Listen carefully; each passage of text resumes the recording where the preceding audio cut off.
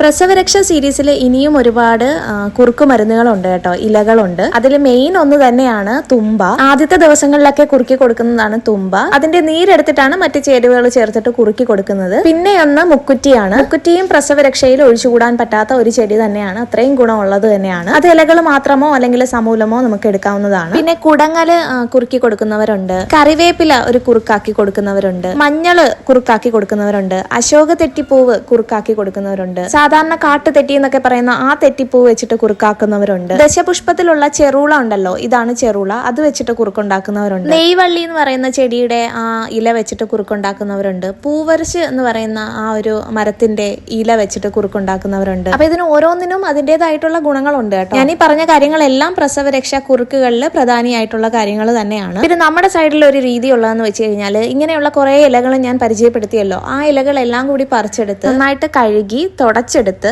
മിക്സിയിൽ ഒന്ന് പൊടിച്ചെടുത്തിട്ട് അത് തവിടോട് കൂടിയിട്ടുള്ള പച്ചരി കുതിർത്ത് അത് പൊടിക്കുമല്ലോ, എന്നിട്ട് വറുക്കുമ്പോൾ ഈ ഇലകളും കൂടി കൂട്ടി വറുത്ത്, അത് ചീനി മാവെന്നൊക്കെ ഇവിടെ പറയും, അവലോസ് പൊടി പോലത്തെ ഒക്കെ ഒരു സംഗതിയാണ്, അതുണ്ടാക്കി വെച്ചേക്കും. എന്നിട്ട് 4 മണി സമയത്തൊക്കെ കരിപ്പെട്ടിയും ചേർത്തിട്ട് അതാണ് ഒരു സ്നാക്കായിട്ട് കൊടുക്കുന്നത്. അപ്പോൾ ഈ പച്ചമരുന്നുകളെല്ലാം കിട്ടുകയും ചെയ്യും, നമുക്കൊരു ഹെൽത്തി സ്നാക്കും ആയി. അങ്ങനെയാണ് ഇവിടെ കൊടുക്കുന്നത്. ഇനി ഇതിൽ പറയാത്ത എന്തെങ്കിലും ഇല ഉണ്ടെങ്കിൽ നിങ്ങൾ പറയണേ.